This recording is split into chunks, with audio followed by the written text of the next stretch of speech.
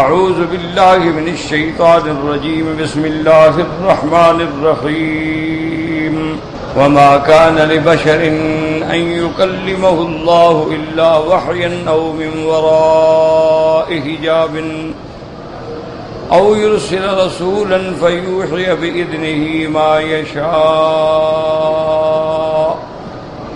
انه علي حكيم وكذلك أوحينا إليك روحا من أمرنا ما كنت تدري ما الكتاب ولا الإيمان ولكن جعلناه نورا نهدي به من نشاء من عبادنا وإنك لتهدي إلى صراط مستقيم صراط الله الذي له ما في السماوات وما في الأرض ألا إلى الله تصير الأمور.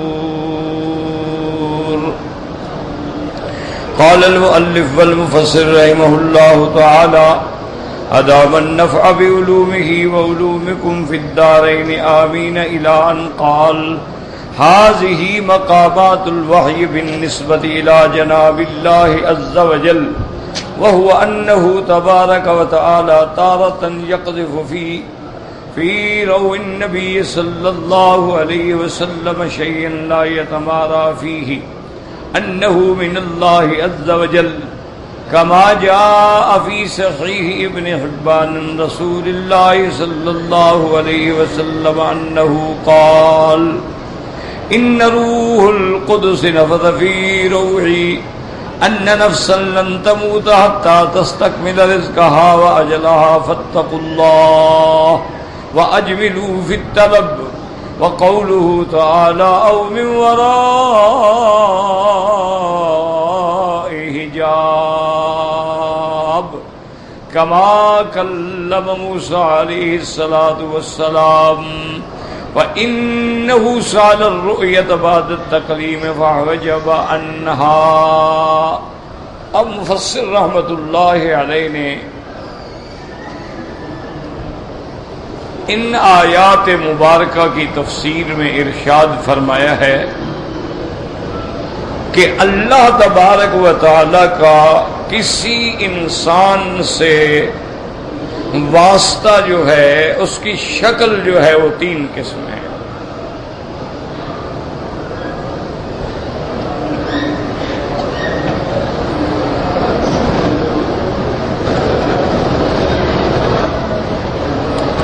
ایک قسم تو یہ ہے کہ اللہ تبارک و تعالی وحی جو ہے وہ اپنے پیغمبر کے سینے میں القاء فرما دیتے ہیں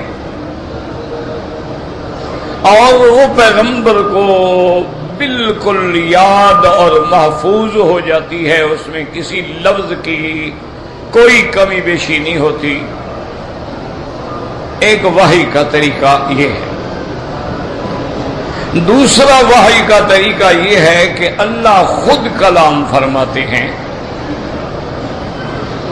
لیکن من وراء حجاب، پردوں کے پیچھے سے، کیونکہ کوئی انسان یہ طاقت ہی نہیں رکھتا کہ وہ اپنے اللہ تبارک و تعالی کی ذات کا دیدار کر سکے.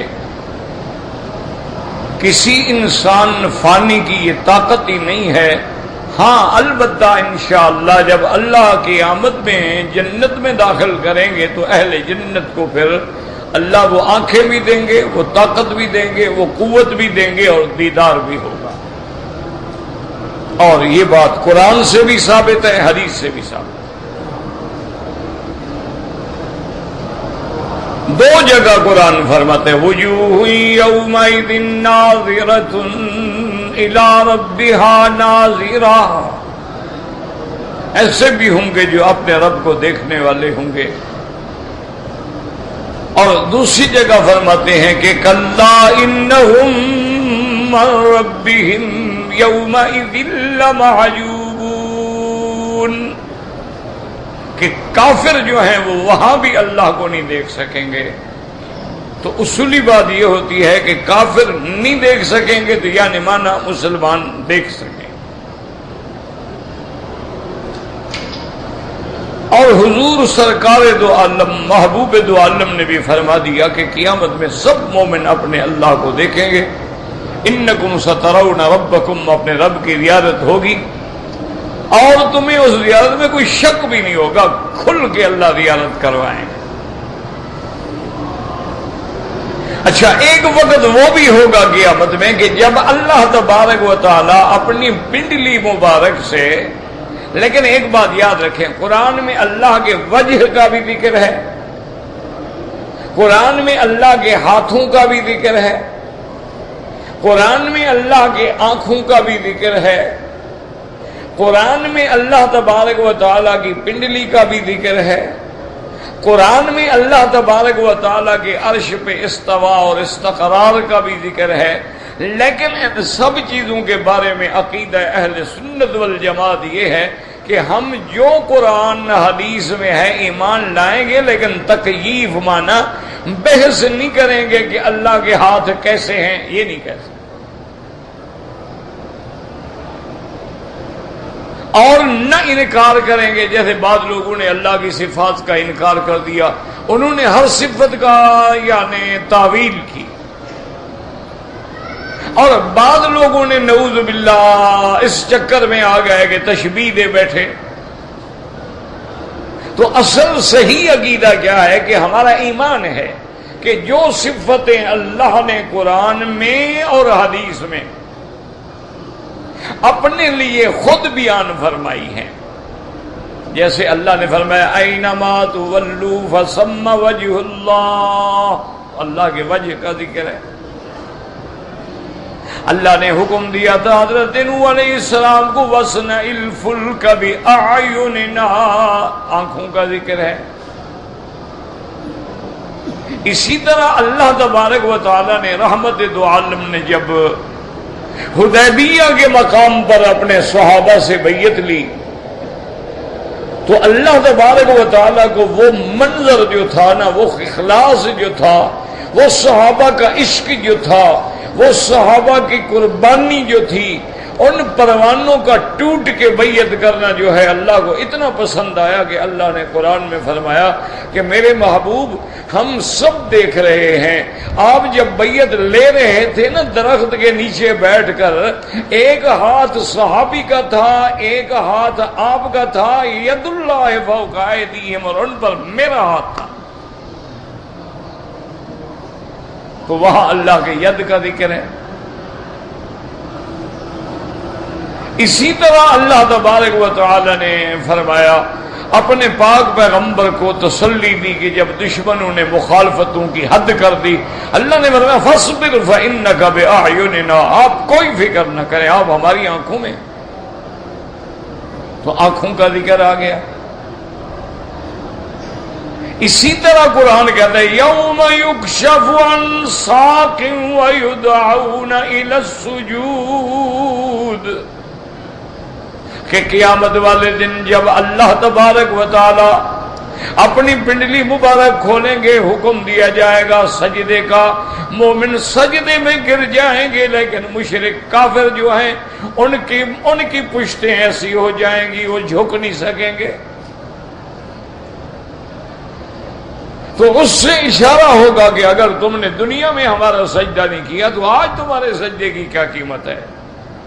یہ تو دار الجزا ہے، سجدے کا مقام تو دنیا تھی، وہ تم نے ضائع کر دیا، آج جھکنا چاہتے ہو، آج ہمیں تمہارے سجدے کی کوئی ضرورت نہیں. تو ساق کا ذکر ہے. اسی طرح قرآن و حدیث میں آتا ہے کہ جب جہنم میں ڈالے جائیں گے، اللہم اعذنا من النار. یاد رکھو جہاں بھی قرآن میں عذاب کا ذکر ہے اللہ سے فوراً معافی مانگا کرو، اور جہاں رحمت کا ذکر آئے فوراً رحمت مانگا کرو. یہ اصول ہوتا ہے قرآن پاک کا، لیکن ہمیں تو خیر قرآن سے وہ دلچسپی نہیں ہے نا.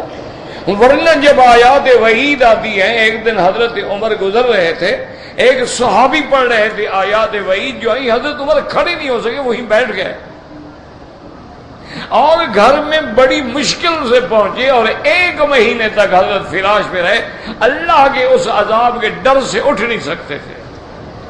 حالانکہ عمر تو ان لوگوں میں ہے جن کو حضور نے جنت کی بشارت دے دی ہے،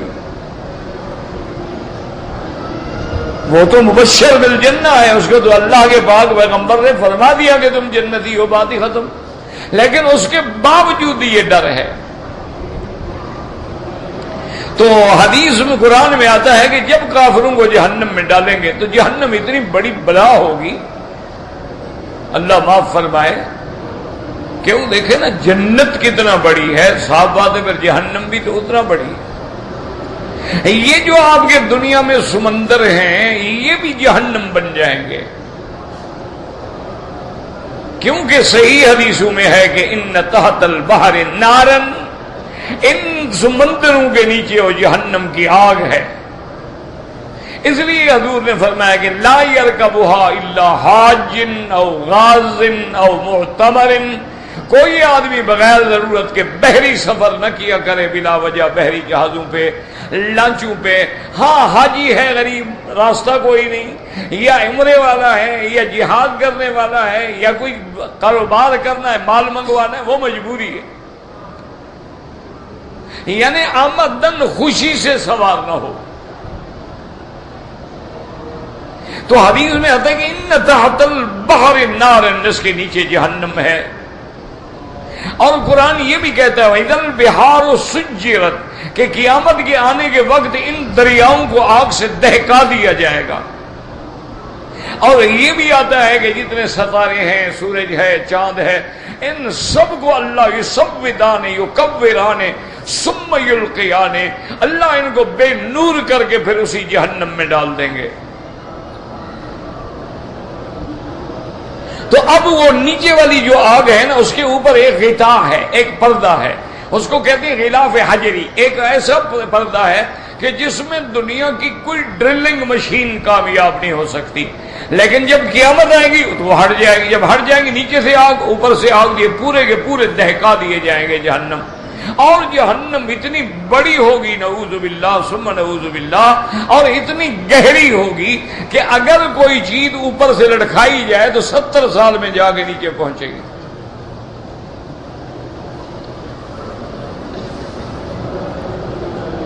قرآن پاک میں آتا ہے کہ جب کافروں کو ڈالیں گے، اللہ معاف فرمائے، اور جہنم ایسی بلا ہے اس کو بھی اللہ، یاد رکھو آگ ہے لیکن آگ کو بھی عقل دیں گے، آگ ہے آگ کو بھی سمجھ دیں گے، آگ ہے اور آگ کو بھی اللہ بولنے کی بھی اجازت دیں گے۔ اسی لیے آپ پڑھتے رہتے ہیں نا سورۃ الملک، سورۃ یاسین، اس میں کیا اللہ نے تکاد تمیز من الغیظ، اللہ فرماتے ہیں کہ جہنم قریب ہے کہ غصے سے پھٹ پڑے۔ کلما القی فیہا فوج سألہم خزنتہا، اور جب کافروں کی جماعت ڈالی جائے گی تو جہنم پہ جو فرشتے کھڑے ہیں وہ پوچھیں گے الم یاتکم نذیر، کیا دنیا میں تمہارے پاس کوئی ڈرانے والا نہیں آیا، پیغمبر نہیں آئے، علماء نہیں آئے؟ اچھا کوئی بھی نہ آئے تو تیری زندگی بھی تو ہے نا، تیرا عقل بھی تو ہے نا، تمہیں اللہ نے یہ بھی تو بتلا دیا ہے نا، اوپر آسمان ہے، نیچے زمین ہے، یہ سورج ہے، یہ چاند ہے، یہ تارے ہیں، یہ سب کچھ تم جانتے ہو، تو یہ بھی تو نذیر ہیں، یہ بھی تو اللہ کی طرف سے ڈرانے والے ہیں۔ اسی لیے ایک حدیث مبارک میں آتا ہے کہ جب انسان کے بال سفید ہونے شروع ہو جائیں، حضور نے فرمایا جاءکم نذیر، اب آ گیا ڈرانے والا، اب تو ڈرو، اب تو پاؤں قبر میں ہیں۔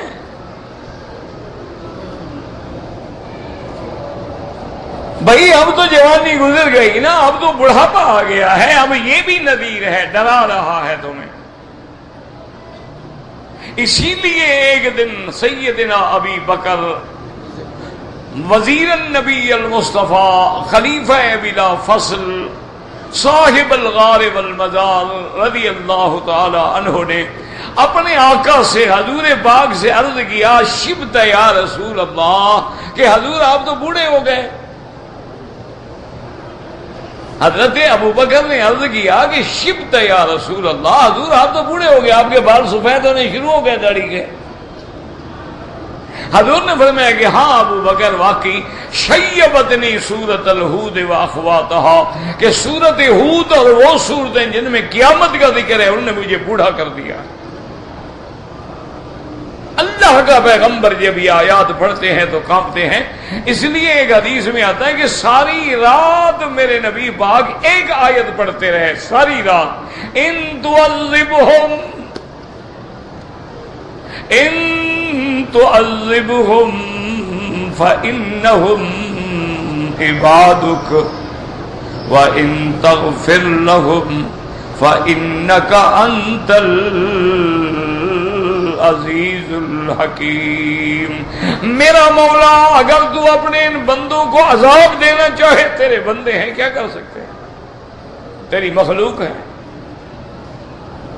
اور اگر آپ ان کو بخش دیں، آپ غالب بھی ہیں، حکمت والے بھی ہیں، آپ مہربانی کر کے اگر بخش دیں تو آپ غالب بھی ہیں، حکمت والے بھی ہیں. یاد رکھو یہاں دو صفتوں کا ذکر آیا کہ آپ اگر بخش دیں تو یہ ہوتا نا وَإِن تَغْفِرْ لَهُمْ، اگر آپ ان کو بخش دیں، آپ بخشنے والے بھی ہیں، مہربان بھی ہیں. لیکن نہیں، اللہ فرماتی ہیں صفتیں دو ذکر کی گئی، آپ بخش دیں، غالب بھی ہیں، حکمت والے بھی ہیں. اس کی وجہ کیا ہے؟ علماء نے فرمایا کبھی کبھی بندہ کسی سے بدلہ نہیں لیتا، اس لیے ڈرتا ہے کہ وہ مجھے پھر سزا نہ دے دے. کبھی ڈر سے بھی معاف کر دیتا ہے. جیسے غریب ہو نا تو آگے گنڈے ہوں خطرناک، وہ کہتے یار جاؤ معاف کیا بھائی، معاف کیا ہم نے، معاف کر. حالانکہ وہ معاف نہیں کر رہا ہوتا، وہ ڈر رہا ہوتا ہے کہ معاف نہ کروں تو میں کیا کروں، ان کا کیا مقابلہ کروں. تو اللہ کی یہ صفت ہے کہ مولا اگر تو آپ ان کو معاف کر دیں، آپ کے غلبے میں فرق نہیں آئے گا. کوئی یہ تانا نہیں دے سکے گا کہ آپ ڈر گئے. اور اگر آپ ان کو معاف کر دیں، آپ حکمت والے ہیں، حکمت بھی ہے آپ کی. اس لیے یہاں ان دو صفتوں کا ذکر کیا گیا. تو ساری رات حضور یہی نماز میں پڑھتے رہے. تو ایک یعنی وجہ کیا ہے کہ قرآن سمجھنے والے ہیں نا محمد مصطفیٰ. افسوس یہ ہے کہ ہم نے قرآن کو تعویذ لکھنے کے لیے، قرآن کو ہیلا اسقاط کرنے کے لیے، قرآن کو ہم نے تیجا دسواں اور اب یہ منانے کے لیے بنایا ہے. قرآن تو بادشاہت کے لیے آیا تھا، قرآن تو حکومت کے لیے آیا تھا، قرآن تو پوری دنیا پہ چھا جانے کے لیے آیا تھا. فحکم بما انزل اللہ الیک، میرا مدنی میرے قرآن کے ذریعے فیصلہ فرمائیں. ومن لم یحکم بما انزل اللہ، اور جو لوگ قرآن پر فیصلے نہ کریں وہ کافر ہیں. کہیں فرمائے اولئک هم الفاسقون، وہ میری اطاعت سے نکلنے والے ہیں. کہیں فرمائے اولئک هم الظالمون، وہ اپنے جانوں پہ ظلم کرنے والے ہیں. اللہ نے قرآن تو بادشاہی کے لیے اتارا ہے. قرآن تمہارے پاس اس لیے تو نہیں آیا کہ مولوی قرآن پڑھ کے بھیک مانگے. قرآن اس لیے تو نہیں آیا کہ تیرے مردے کے اوپر پھرا کے، زندگی میں اس نے قرآن نہیں پڑھا ہے، اب مردے کے اوپر قرآن پھروانے سے کیا فائدہ ہو جائے گا. قرآن اس لیے نہیں ہے، قرآن تو بادشاہ ہے. قرآن تو پوری دنیا پہ اپنا سکہ جمانے کے لیے آیا ہے. قرآن تو آخری کتاب ہے، آخری دین ہے، اور سب پہ غالب ہونے کے لیے آیا ہے. اور اللہ کا وعدہ ہے کہ وہ وقت آئے گا جب اللہ کا دین اور قرآن غالب ہوگا، کفر مٹ جائے گا، یہودیت، مسیحیت، تمام دنیا کے مذاہب ختم ہو جائیں گے. نہیں باقی رہے گا زمین پہ صرف الا محمد مصطفیٰ کے کلمہ پڑھنے والا. وہ وقت آئے گا اور وقت قریب ہے. اسی لیے کفر ہم سے لڑ رہا ہے نا، اس کو پتا ہے کہ وقت آ رہا، اس نے پڑھا ہوا ہے. وہ تمہاری طرح سویا ہوا نہیں ہے، وہ تمہاری طرح غفلت میں نہیں ہے، وہ تمہاری طرح صرف فلمیں نہیں دیکھتے ہیں. انہوں نے اگر کمپیوٹر اور انٹرنیٹ اور ویب سائٹیں بنائی، اس سے علم حاصل کرتے ہیں، اس سے منافع حاصل کرتے ہیں. وہ بیٹھ کے گندی عورتوں کی شکلیں نہیں دیکھا کرتے ہیں، وہ بیٹھ کے وہاں ٹھٹھا مخول نہیں کیا کرتے ہیں، وہ پڑھ چکے ہیں کہ وہ دین آنے والا ہے، وہ وقت آنے والا ہے جب ینزل عیسیٰ ابن مریم، جب حضرت عیسیٰ اترے گا، یقتل الدجال، دجال کو قتل کر دے گا، یہودیت ختم ہو گئی، وَيُكْسِرُ الصلیب، اور صلیب کی طاقت کو توڑ ڈالیں گے۔ اور اس کے بعد حضور نے فرمایا اور پوری دنیا میں اللہ کے دین اور عدل انصاف سے لَيَمْنَعَنَّ الْأَرْضَ عَدْلًا وَقِسْطًا، پوری زمین کو عدل و انصاف سے بھر دیں گے۔ اور اس کے بعد پھر حضرت عیسیٰ علیہ السلام کے زمانے میں آپ شادی بھی فرمائیں گے، پھر جب آپ کو موت آئے گی تو یدفن فی روضۃ النبی المصطفیٰ، ہمارے محمد مدنی کے روضے میں دفن صلی اللہ علیہ وعلی آلہ وصحبہ وسلم تسلیما کثیرا کثیرا۔ اللہ تبارک و تعالی نے اب دیکھیں جی کہ اب جب جہنم میں ڈالا جاتا ہے تو قرآن کہتے ہیں یوم نقول لجہنم، مانا جہنم کو بھی خطاب ہوگا، جہنم بھی سمجھے گی، بات سمجھے گی، اس کے اندر عقل ہوگا، شعور ہوگا اور سمجھ لے گی اللہ کیوں حکم۔ اگر نہ سمجھتی تو ابراہیم علیہ السلام پہ ٹھنڈی کیسے ہو گئی؟ اللہ کا حکم سمجھ لیا نا، اللہ نے حکم دیا یا نار کونی بردن و سلاما علی ابراہیم، میرے ابراہیم پہ ٹھنڈی ہو جا، ٹھیک ہے ہو گئی۔ تو اللہ چاہے پتھر سمجھ لے، اللہ چاہے لکڑی بول لے، اللہ چاہے آگ بولنا شروع کر دے۔ اس لیے قرآن کہتے یوم نقول لجہنم حل امتلأت وتقول حل من مزید۔ اللہ فرمائیں گے ملائکہ کو حکم دیں گے جہنم سے پوچھو بھر گئی؟ کہے کہ نہیں مولا اور ڈالو، اور ڈالیں گے، پھر پوچھا جائے گا اب بھر گئی ہوئے؟ نہیں مولا اور ڈالیں، اور ڈالتے ڈالتے آخر میں حضور فرماتے ہیں حتی یضع قدمہ فیقول قطن قطن، حتیٰ کہ اللہ اپنا قدم رکھ دیں گے، اب جہنم کہے گی بس بس مولا میری طاقت نہیں ہے۔ تو اللہ کے قدم کا بھی ذکر ہے۔ ایک آسان بات یاد رکھ لو، جتنی صفتیں قرآن میں ہیں ان پر ہمارا ایمان ہے، لیکن بحث نہیں کریں گے کہ ہاتھ کیسا ہے، بحث نہیں کریں گے کہ اللہ کی آنکھیں کیسی ہیں، بحث نہیں کریں گے کہ اللہ کا قدم کیسا ہے، بحث نہیں کریں گے کہ اللہ کی پنڈلی مبارک کیسے ہے، کما یلیق بشانہ، جیسے اس کی شان کو زیبا ہے۔ اور یہ بحث ہم کیوں نہیں کریں گے؟ ہمارا عقل ناقص ہے، اس کی صفتیں بلند ہیں، وہاں ہم ہماری عقل رسائی نہیں کر سکتے۔ اب یوں ایک آسان سی مثال سمجھ لو کہ سورج کی روشنی پوری دنیا میں آ رہی ہے کہ نہیں؟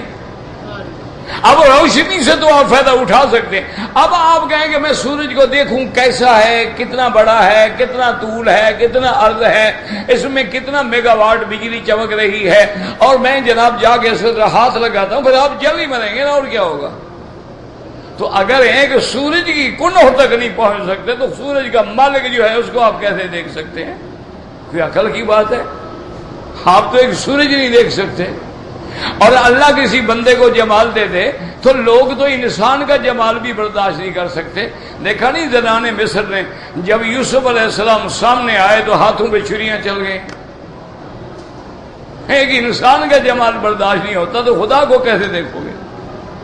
قیامت میں تو اللہ دیکھنے کی ہمیں طاقت دیں گے، یاد رکھو، اللہ دیکھنے والی قوت دیں گے، وہ دیکھنے والی آنکھ دیں گے۔ دیکھو نا، جب اب ہم کوئی ایک لفظ نہیں دیکھ سکتے لیکن اسی نمبر کی اینک مل جائے تو پھر ہم دیکھ سکتے ہیں۔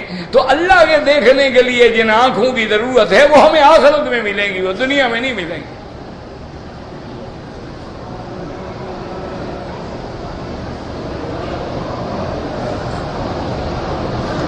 لیکن اس میں بھی یاد رکھیں کہ وہی شبہ نہیں ہے کہ جبریل کو بھی اصلی شکل میں کسی پیغمبر نے نہیں دیکھا ما سوا حضرت محمد مصطفیٰ،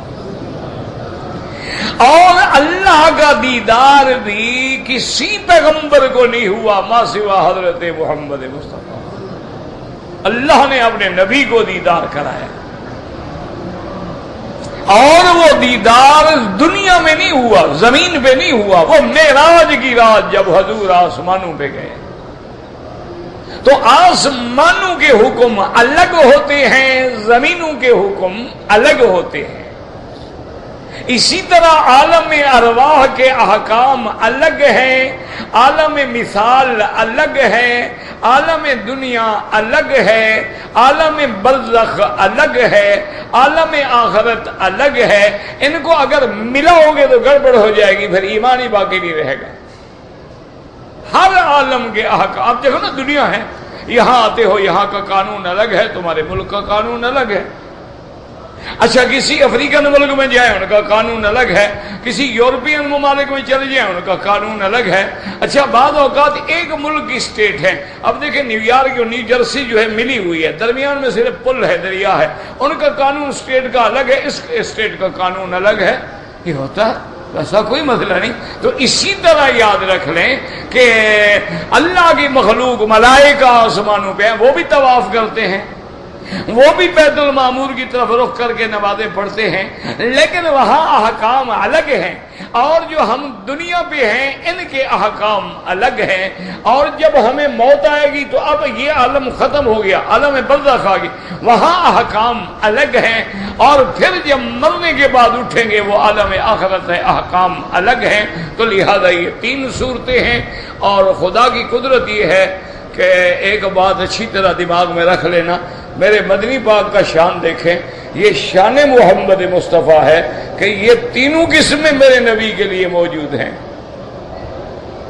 ایک کیا ہے، اللہ وحی دل میں ڈال دے، تو کئی دفعہ اللہ نے ڈال دیا. ایک کیا شکل ہے کہ اللہ کلام فرمائے، اللہ نے معراج کی رات کلام فرمایا. جب حضور نے کہا التحیات للہ والصلوات والطیبات ہو تو اللہ نے فرمایا السلام علیکہ ایھا النبی ورحمۃ اللہ وبرکاتہ. یہ کلام ہے، اللہ کا کلام ہے. اچھا اللہ نے فرمایا کہ تمہاری امت پہ 50 نمازیں فرض ہیں، پھر جا کے درخواست کی اللہ نے رعایت فرمایا 45 پڑھ لیں، تو یہ کلام ہے. تو کلام والا وحی بھی اللہ کا نبی کے ساتھ موجود ہے. اور تیسری قسم کیا تھی کہ کسی فرشتے کو بھیجے تو جبرائیل 20 سال تک حضور کی خدمت میں آتے رہے، تو یہ قسم بھی موجود ہے. یعنی اللہ نے اپنے نبی کو یہ شان دی ہے کہ ان کے لیے وحی کے وہ جتنی قسمیں ہیں ساری کی ساری موجود ہیں. اور دوسری ایک بات یہ بھی یاد رکھ لیں کہ لوگوں کے پڑھانے میں اور خدا کے پڑھانے میں فرق ہوتا ہے، یاد رکھیں. مسئلہ اچھی طرح دل میں، مثلا میں کسی استاد کے پاس پڑھتا ہوں تو میں لازماً ایک لفظ کو بار بار پڑھوں گا، لکھوں گا، یاد کروں گا، دہراؤں گا تاکہ بھول نہ جائے. لیکن جب اللہ پڑھاتے ہیں نا، ان کا پڑھانا ہی نرالا ہے. وہ کہتے ہیں جناب زبان ہی نہ ہلاؤ، زبان ہی نہ ہلاؤ، بس سنتے رہو، ہم آپ کے سینے میں قرآن خود رکھ دیں. اچھا پھر بندوں کا پڑھایا ہوا تو بھول بھی جاتا ہے. اللہ نے فرمایا میرے نبی آپ کیوں غم کرتے ہیں، ہم آپ کو ایسا پڑھا دیں گے سنقرئک فلا تنسى، ایسا پڑھا دیں گے کہ پھر آپ کبھی نہیں بھولیں گے. ہاں یہ الگ بات ہے کہ ما ننسخ من آیت او ننسها، ہم چاہیں گے بھول جائیں ہم بھلا دیں گے، وہ ہماری مرضی ہے. جیسے حضور فرماتے ہیں کہ مجھے لیلۃ القدر، میں نے دیکھ لی لیلۃ القدر کہ یہ آج رات لیلۃ القدر ہے. فرمایا کہ صبح صبح جلدی نماز کے لیے جب میں آیا کہ صحابہ کو بتاؤں کہ اللہ کے بندے آج ہی رات لیلۃ القدر تھی، فرماتے انسیتھا، اللہ نے میرے دماغ سے یہ بات ہی اٹھا لی. کیوں؟ اللہ اس کو رات رکھنا چاہتے تھے. اللہ نے فرمایا ہم بھلا دیں گے، یہ رات ہی رہے. اگر بتاتے لوگ تو سارے سال میں صرف ایک رات ہی ٹکر ماریں گے، باقی تو کوئی نماز ہی نہیں پڑھے گا. کہیں گے اب رات کا تو ہمیں پتہ ہے نا جی، 1000 مہینے کی عبادت کر لو. چونکہ آج کل تو ویسے بھی ہر آدمی شارٹ کٹ اختیار کرتا ہے نا، اس لیے کہہ دیتی ہے نا جب بھی میں نے مولوی صاحب ہمیں دعاؤں میں یاد رکھنا. بھائی میں نوکر ہوں تمہارا، یاد رکھوں گا. کیوں یاد رکھوں گا؟ وجہ میرے استاد ہو، میرے بزرگ ہو، میرے پیر ہو، میرے مرشد ہو، کیا ہو؟ ایک روایت بنانی ہے نا، دعا بھی تم یاد رکھنا، ہم نہیں دعا کریں گے، یہ کام بھی تم کرو. اچھا جی فلاں بزرگ کا واسطہ کیا بنا؟ شارٹ کٹ، بس بریک لگائیں گے، بزرگ پہنچے گا، اللہ سے کام کرا دے گا. آپ محنت نہیں کر رہی ہیں. اللہ کے بندے دعا یقیناً ایک دوسرے کے لیے ہر مسلمان کرتا ہے. اللہم اغفر لجمیع المسلمین والمسلمات والمؤمنین والمؤمنات الاحیاء منہم والاموات، سب آگے. لیکن جو اصل دعا ہے وہ دعا کرائی نہیں جاتی، دعا لی جاتی ہے. کہ کوئی ایسا کام کرے کہ اگلا خوش ہو کے تیرے لیے دعا کرے، یا پھر ایسی تکلیف پہنچائیں گے وہ تنگ آگے تیرے لیے بد دعا کرے. بد دعا بھی دل سے نکلتی ہے اور دعا بھی دل سے نکلتی ہے، وہ کہنے شہنے سے کچھ نہیں ہوتا. یہ تو رگڑا پٹی ہے نا، جیسے تم لوگوں کے لیے کر رہے تھے ہم بھی کر رہے ہیں ماشاءاللہ. ورنہ دعا تو بڑی چیز ہے، دعا سے بڑی چیز تو ہے کوئی نہیں. مسلمان کا تو ہتھیار ہی دعا ہے، اور ہمارے پلے میں ہے کیا؟ لیکن دعا کے لیے اصول ہے کہ جو دعا دل سے نکلتی ہے. اسی لیے اقبال نے کہا تھا نا کہ اگر وہ بات دل سے نکلے وہ اثر رکھتی ہے. اسی لیے پھول کی پتی سے کٹ سکتا ہے ہیرے کا جگر. اب ہیرا کتنا سخت چیز ہے جو شیشے کو کاٹ دیتا ہے، جو بندے میں داخل ہو جائے تو اس کا سارا آنن فنن کاٹ کے رکھ دے. لیکن اقبال کیا کہتے پھول کی پٹی سے کٹ سکتا ہے ہیرے کا جگر، مرد ناداں پر کلام نرم و نازک بے اثر. ان کو کیا فائدہ ہو؟ تو اس لیے ہمیشہ یاد رکھیں میرے عزیز، دعا لی جاتی ہے اللہ والوں سے. اب دیکھیں نا حضرت ابن عباس ہیں، سرکار میرے محبوب دو عالم رحمت دو عالم سیدنا محمد مصطفیٰ. اب دیکھو کتنا کام کتنا ہے، چھوٹا سا کام ہے. حضور تشریف لے گئے قضائے حاجت کے لیے باہر. حضرت ابن عباس نے دیکھا کہ حضور دور جا رہے ہیں. فرمایا ہاں، مانا ہے کہ آپ پیشاب مبارک کے لیے اپنے قضائے حاجت کے لیے جا رہے ہیں. تو حضرت ابن عباس نے جلدی سے لوٹا پانی کا بھرا اور پیچھے چلتے چلتے چلتے چلتے حضور سے کافی دور کھڑا ہو گیا. اچھا، حضور کا پانی لے کے نہیں گئے تھے. تو اب جب حضور فارغ ہو کے لوٹے تو حضرت ابن عباس نے لوٹا پیش کیا. حضور پاک نے استنجا فرمایا، وضو فرمایا، اور اسی بات سے اتنا خوش ہوئے کہ ابن عباس کے سینے پہ ہاتھ رکھا اور کہا اللہم علمہ التأویل. میرا اللہ، یہ بندہ بڑا سمجھدار ہے، پر اس کو قرآن کا علم عطا فرما. اب دیکھیں تھوڑی سی بات تھی، کام بن گیا. نبی کی دعا لگ گئی. بات تو چھوٹی سی تھی، ایک لوٹا لے کے چلے جاؤ تو کیا ہو جاتا ہے، کوئی اتنی بڑی بہن. لیکن حضور خوش ہو گئے نا کہ اس نے میری ضرورت کو سمجھا، خیال کیا اور میرے کہنے کے بغیر پانی لایا. پھر آگے مجھے نہیں کہ دور کھڑا رہا، جب میں نے مانگا تو دیا. مانا یہ ہے کہ یہ بڑا فہم والا بچہ ہے. اس وقت بچے تھے آپ. اسی طرح بی بی ام سلیم حضرت انس کی والدہ ہیں، اور حضرت انس جو ہیں یہ خادم رسول اللہ ہے صلی اللہ. انہوں نے 10 سال خدمت کی ہے میرے مدنی سرکار کی. حضور کے غلام ہیں، حضور کے خادم ہیں.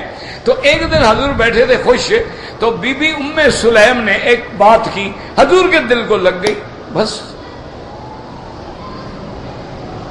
انہوں نے کہا یا محمد صلی اللہ علیہ وسلم هذه خویدمک فادع له من اللہ. ام سلیم نے کہا یا رسول اللہ، خویدم تصغیر ہے، یہ تیرا چھوٹا سا نوکر ہے نا انس، اس کے لیے تو دعا کر دینا. تو وہ جو پیار سے کہا نا خویدمک، یہ تیرا چھوٹا سا نوکر، یہ تیرا چھوٹا سا نوکر ہے، اس کے لیے ذرا دعا فرما. حضور نے 3 دعائیں دی. اللہم بارک لہ فی عمرہ وفی اہلہ وفی مالہ.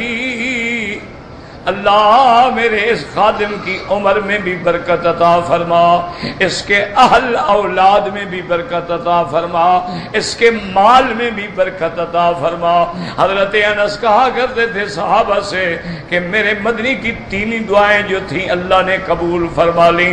دیکھو میری عمر 120 سال سے زیادہ ہے، یہ دعا بھی منظور ہو گئی. اللہ نے نبی نے دعا مانگی تھی کہ اللہ اس کے اہل میں بھی برکت عطا فرما. فرمایا میرے پوتے پوتوں کے پوتے نواسے 120 سے بھی زیادہ ہو گئے ہیں, سارا گھر بھر گیا ہے بچوں سے. اللہ کے نبی کی یہ دعا بھی منظور ہو گئی. اور اللہ نے فرمایا تھا اللہم بارک لہ فی مالہ, اللہ انس کے مال میں بھی برکت عطا فرما. حضرت انس فرماتے تھے دیکھ لو مدینے والوں, ساری دنیا کے باغ سال میں ایک دفعہ پھل لاتے ہیں, میرا باغ 2 دفعہ پھل لاتا ہے. یہ ہوتی ہے دعا. اس طرح دعا لیا کرو, دعا لی جاتی ہے, کہیں نہیں جائے. السلام علیکم جی, بس دعا میں یاد رکھنا جی. ہاں جی میں صرف تمہیں یاد رکھنے کے لیے کھڑا ہوں نا, اور کوئی کام ہے مجھے؟ یہ تو جان چھڑانے کے طریقے ہیں. اللہ اکبر. دعا جو ہے نا جی, دعا یاد رکھو, دعا سے بڑی چیز کوئی نہیں. اور جب دعا مانگو یقین کامل سے دعا مانگو, اور جب بھی دعا مانگو دل اور زبان کی موافقت سے دعا مانگو. اور حضور نے فرمایا کسی گناہ کی دعا نہ مانگنا, کسی رشتہ دار سے قطع رحم کی دعا نہ مانگنا, کسی دوست سے تعلق توڑنے کی دعا نہ مانگنا. وہ اللہ قادر ہے دشمن کو بھی دوستی میں بدل دے. اس کے آگے کیا مشکل کہ ضروری ہے کہ ہم کہیں برباد ہو جا برباد ہو جا, ہلاک کر دے. اللہ ہمارے دشمنوں کو مار دے. کیوں؟ اگر دشمنوں نے مرنا ہے تو ہم نے بھی مرنا ہے کہ نہیں مرنا ہے؟ ہو ہمارے پنجابی میں کہتے ہیں نا کہ دشمن مرے تو خوشی نہ کرنا, سجنا بھی مر جانا. اور دوست اگر دشمن کی موت پہ خوشی کرے, دوست نہیں مریں گے, وہ بھی تو مریں گے, وہاں بھی تو پھر رونا بیٹھے گا نا. اسی پہ خوشی نہ کریں, سب کے لیے اور دل سے دعا کیا کریں. تو اس لیے اب یاد رکھیں یہ اللہ نے وحی کی تینوں صورتیں میرے مدنی کو عطا فرما دی. وفی صحیح فرماتی ہیں حضور پاک نے فرمایا جیسے ابن حبان کی حدیث میں ہے ان رسول اللہ صلی اللہ علیہ وسلم انہ قال, جبریل نے نفذ فی روحی میرے دل میں یہ بات ڈالی ہے اللہ کی طرف سے, ان نفسا لن تموت حتی تستکمل رزقها, کوئی بندے پہ موت نہیں آتی جب تک کہ اس کا رزق پورا نہ ہو جائے, اس کی مدت پوری نہ ہو جائے. حضور نے فرمایا فاتقوا اللہ, اللہ سے ڈرو, واجملوا فی الطلب, حلال حاصل کرو. ایک چیز مقرر ہے تمہیں ملنی ہی ملنی ہے, پھر مر کیوں رہے ہو, حرام کیوں کھانا چاہتے ہو؟ ملنا تو وہی ہے جو اللہ نے لکھا ہے. فرمایا اس کے بعد وقولہ من وراء حجاب, اللہ پردے کے پیچھے بات کرتے ہیں. کما کلم موسیٰ علیہ السلام, جیسے اللہ پاک نے موسیٰ علیہ السلام سے بات کی. فإنہ سأل الرؤیۃ بعد التکلیم فوجبانها, انہوں نے جب زیارت کی درخواست کی تو اللہ نے قبول نہ فرمائی. وفی الصحیح ان رسول اللہ صلی اللہ علیہ وسلم قال لجابر بن عبد اللہ رضی اللہ عنہما ما کلم اللہ احدا الا من وراء حجاب وانه كلم اباك كفاها قد جاء في الحديث وكان قد قدر يوم احد ولكن هذا في عالم البرزخ والآية النواهي في دار الدنيا. صحیح حدیث میں ہے, شان دیکھیں نا. انجل لجابر, حضور پاک نے قال لجابر ابن عبد اللہ, آپ نے حضرت جابر سے فرمایا اے میرے صحابی ما کلم اللہ احدا الا من وراء حجاب, اللہ نے آج تک کسی سے بات ہی نہیں کی مگر پردے کے پیچھے. حضرت موسیٰ سے بھی بات پردے کے پیچھے تھی, لیکن تیرے ابا سے اللہ نے بغیر پردے کے بات فرمائی ہے. کتنا بڑا مقام ہے کہ نبی کے صحابی بھی بڑھ گئے موسیٰ علیہ السلام سے. لیکن اب دیکھیں نا آگے وضاحت کر دی مفسر نے کہ یہ دنیا میں ہے کہ بغیر پردے کے بات نہیں ہوتی. اور جابر ابن عبداللہ سے جو بات ہوئی ان کے ابا سے, وہ عالم برزخ تھا, وہ عالم دنیا نہیں تھا. عالم برزخ کے احکام الگ ہوتے ہیں اور عالم دنیا کے احکام الگ ہوتے ہیں. وقوله عز وجل يرسل رسولا فيوحي بإذنه ما يشاء كما ينزل جبريل عليه الصلاة والسلام وغيره من الملائكة على الأنبياء عليهم الصلاة والسلام, جیسے کہ فرشتے اترتے ہیں وحی لے کر. إنه علی, سب سے بلند حمد والا، علیم خبیر حکیم، علم والا، جاننے والا، حکمت والا. وَكَذَلِكَ أَوْحَيْنَا إِلَيْكَ رُوحًا مِّنْ أَمْرِنَا یعنی القرآن مَا كُنْتَ تَدْرِي مَا الْكِتَابُ وَلَا الْإِيمَانُ. میرا مدنی، ہم نے آپ پہ قرآن اتارا، وحی آنے سے پہلے آپ تو جانتے بھی نہیں تھے کہ قرآن کیا ہے، آپ تو جانتے بھی نہیں تھے کہ ایمان کی تفصیلات کیا ہیں، نماز کی تفصیلات کیا ہیں، روزے کے احکام کیا ہیں. ولیکن جعلناہ نورا، ہم نے قرآن کو تیرے لیے نور بنایا ہے. نور نہدی بہ من نشاء من عبادنا، اور اس قرآن سے ہم جن کو چاہتے ہیں ہدایت دیتے ہیں. دعا مانگیں اللہ ہمیں بھی ہدایت عطا فرما دے. اللہم اہدنا بالقرآن، اللہم اہدنا فی من ہدیت وعافنا فی من عافیت. اللہم آنس وحشتنا فی قبورنا بالقرآن العظیم.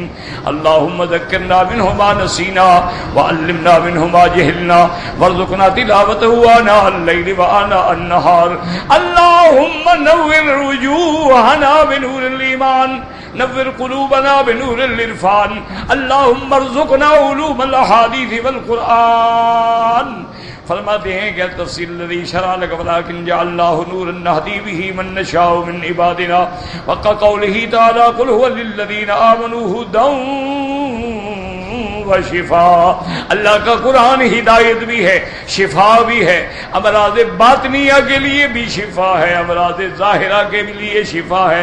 والذین لا یؤمنون فی آذانہم وقر وهو علیہم عمی، اور جو ایمان نہیں لے آتے ان کے کان بند ہیں، ان کے لیے گمراہی ہے، اندھا پن ہے، وہ نہ دیکھ سکتے ہیں نہ پڑھ سکتے ہیں. قولہ وانک یا محمد صلی اللہ علیہ وسلم، اللہ نے فرمایا میرا مدنی لتہدی الی صراط مستقیم، آپ لوگوں کو صراط مستقیم کی ہدایت فرماتے ہیں. وهو الخلق القویم. ثم فسره بذلك صراط الله اي شرع الله الذي امر به الله. وہ صراط مستقیم کیا ہے؟ وہ رستہ جس کا اللہ نے حکم دیا ہے. الذي له ما في السماوات وما في الارض، اے ربهما ومالكهما والمصرف فيهما والحاكم الذي لا معقب لحكمه. آسمانوں اور زمینوں میں اسی کا حکم ہے، وہی مالک ہے، وہی متصرف ہے، اس کے حکم کو کوئی نہیں ٹال سکتا. الا الی اللہ تسیر الامور، اے ترجیح الامور اصلاح ویاکم فیہا سبحانہ وتعالی اما یقول الظالمون والجاہدون علوا کبیرا.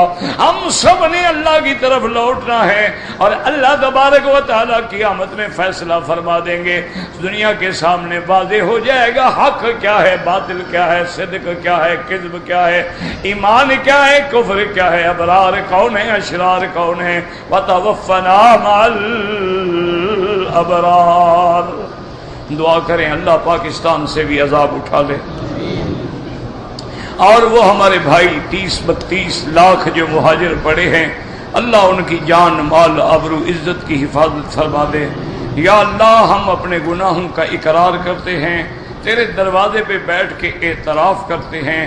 ہم نے تیرے قرآن کو ٹھکرایا ہے، ہم نے تیرے نبی کے دین کو ٹھکرایا ہے، ہم نے دین محمد مصطفیٰ کو مذاق بنایا ہے، ہم نے ملک کو کفر کے راستے پہ لگایا ہے. ہمارے گناہ معاف کر دے، اپنے عذاب رفع فرما دے، اپنا عذاب رفع فرما دے. مولا جیسے بھی ہیں انا خلق من خلقک، ہم تیری مخلوق ہیں. لا تمنع عنا بذنوبنا فضلک، ہمارے گناہوں کی وجہ سے اپنا فضل جو ہے اس سے محروم نہ فرما. اللہم لا تعذبنا، اللہم لا تجعلنا ولا تهلكنا بذنوبنا، اللہم لا تعذبنا بما فعل السفہاء منا. یا اللہ ہمارے اگر بے وقوفوں نے تیرے قرآن کو، تیرے دین کو، تیرے اسلام کو، تیری شریعت کو، تیرے احکام کو ٹھکرایا ہے تو ان کی سزا سب لوگوں کو نہ دے. معصوموں پہ رحم فرما، انسانوں پہ رحم فرما. میرا مولا اگر ہم انسان تیرے رحم کے قابل نہیں رہے تو اپنے جانوروں پہ رحم فرما دے، اپنے کیڑے مکوڑوں پہ رحم فرما کے عذاب رفع فرما دے. آج دنیا کی مشرق ہے، مغرب ہے، شمال ہے، جنوب ہے، ہر جگہ تیرے نام لیوا کا خون بہ رہا ہے، کفر دم دنا رہا ہے، مسلمان تباہ و برباد ہو رہا ہے. ہم جانتے ہیں کہ اس کی وجہ ہمارے گناہ ہے، علاج توبہ ہے، لیکن تو کریم ہے، چاہے تو بغیر کسی اس کے بھی معاف فرما.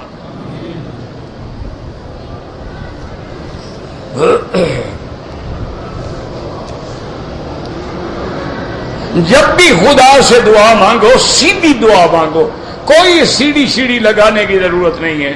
سیڑھیاں وہاں لگائی جاتی ہیں جہاں اگلا بات نہ اللہ کہتا ہے مجھے پکارو، تم سیڑھیاں لگانے پہ پھر رہے ہو.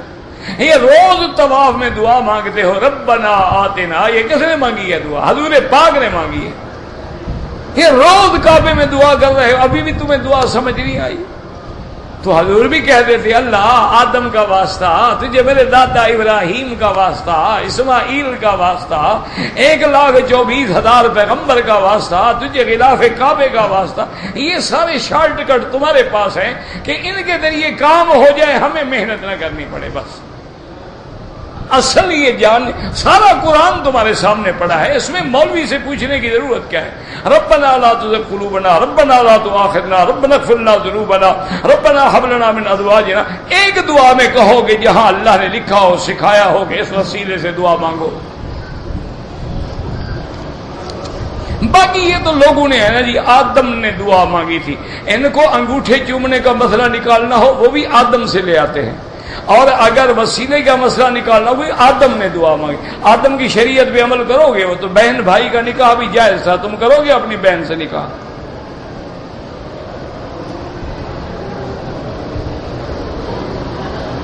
ان کو اپنے نبی کی تو حدیث ملتی نہیں، پھر آدم علیہ السلام کے بعد پہنچ جاتے ہیں، اور وہ بھی جھوٹی حدیث. مردوں کے لیے سونا پہننا حرام ہے،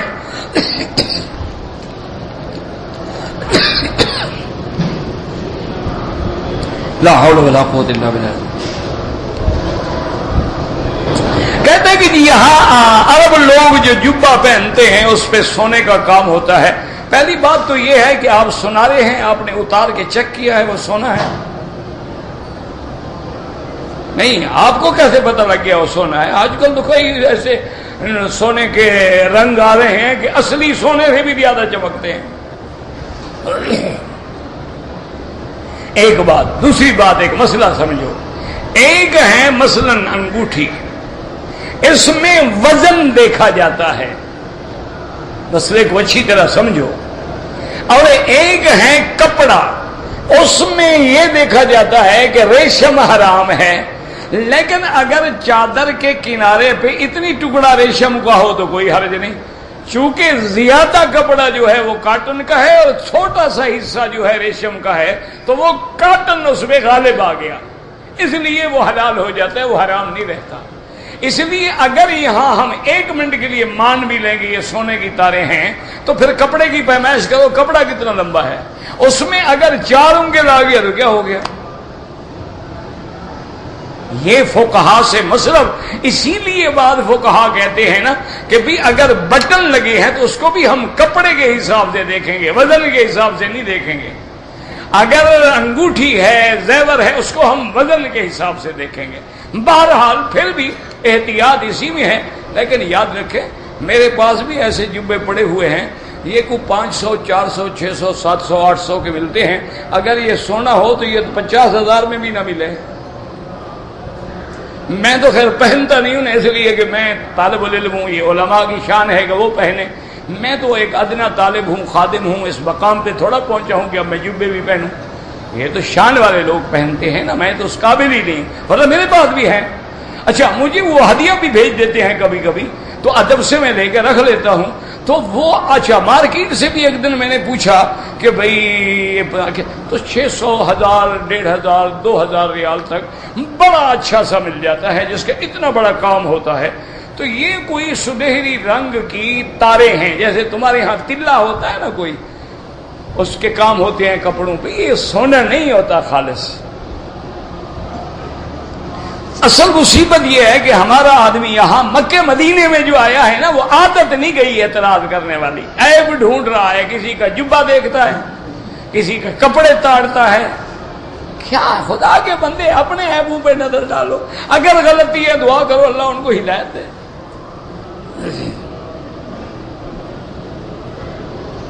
کہتے جی میں آیا تو عمرے کے لیے سے ہوں، میں چوری رہ جاؤں تو چوری تو خود کہہ رہے ہو چوری حلال ہوتی ہے.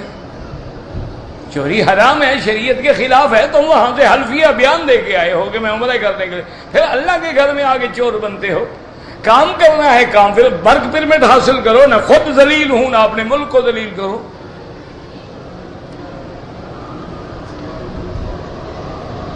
جس لڑکی نے شادی نہیں کی اس کی نماز نہیں ہوتی تو وہ کیا کرے بیچاری؟ گھر سے نکل کے بھاگ جائے، اللہ کرے گا، بس اس کی نیت تو ہے اللہ اس کو اچھا رشتہ عطا فرمائے۔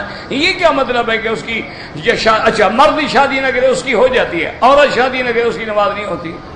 اللہ نے ایسے پیغمبر بھی بھیجے ہیں جنہوں نے شادی نہیں کی، سیدن و حسورن و نبی من الصالحین۔ ایک آدمی فوت ہو، اللہ جو بھی فوت ہو گئے سب کو جنت نصیب فرما۔ کہتے جی کہ قرآن شریف لے کے ہم حرم میں ہدیہ دیں، اپنے ملک میں جا کے دو، یہاں تو الحمدللہ ساری دنیا کو قرآن یہاں سے ہدیہ ملتا ہے۔ مجمع ملک فہد جو ہے 13 زبانوں میں قرآن کا ترجمہ شائع کرتی ہے اور ساری دنیا میں وہ ہدیہ جاتا ہے۔ تم وہاں دو جہاں غریبوں کے پاس بیچاروں کے پاس روٹی کھانے کو نہیں، قرآن کہاں سے خریدیں گے؟ کہتے جی کہ تبلیغ کے لیے گھروں کو چھوڑ کے باہر نکل جانا وہ جائز ہے، نوکری کے لیے چھوڑ کے نکل جانا یہ جائز ہے؟ اگر یہ جائز ہے نا جناب وہ بھی جائز ہے، یہ پیٹ بچانا ہے وہ دین بچانا ہے۔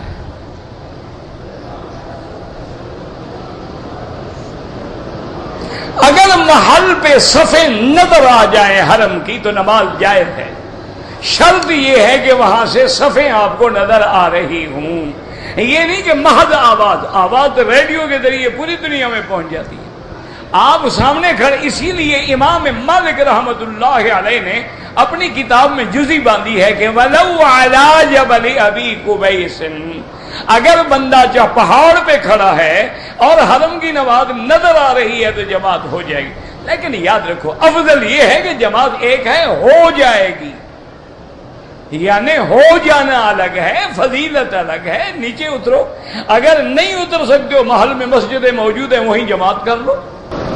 بہرحال گزارش یہ ہے کہ عورت کو اگر حیض آ جائے، وقت سے پہلے آ گیا کچھ ہو گیا اب حیض آ گیا، حیض کی حالت میں نہ تم حرم میں آ سکتی ہو، نہ عمرہ کر سکتی ہو، نہ طواف کر سکتی ہو، اب ایک ہی حل ہے کہ انتظار کرو اور کسی اچھی لیڈی ڈاکٹر سے چیک اپ بھی کراؤ، ہو سکتا ہے بیماری کی کوئی اور وجہ ہو، حیض نہ ہو، کوئی گرمی ہے کچھ اور ہے، اور اس کے بعد مکمل کر کے پھر جاؤ۔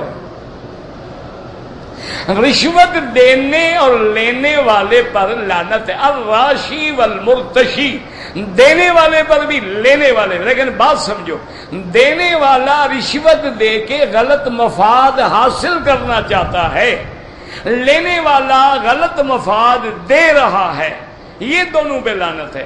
اب میں تو اپنا نوکری کا حق لینا چاہتا ہوں، وہ ظالم بغیر رشوت کے نہیں دیتا، تو اب مجھ پہ گناہ نہیں ہے، میں مجبور ہوں، بات کو سمجھا کرو۔ اگر ایک امام نماز پڑھا رہا ہے اور قرات میں بھول گیا الجھ گیا تو مقتدی لقمہ دے، بتائے اس کو۔ کہتے ہیں جی کہ شیعہ جو قرآن کا منکر ہے، بات ختم ہو گئی۔ میں نے تو کبھی نہیں کہا کہ ہماری برادری، میں نے کہا ان سے نکاح نہ کیا کرو، کوئی کون کہتا ہے برادری ہے۔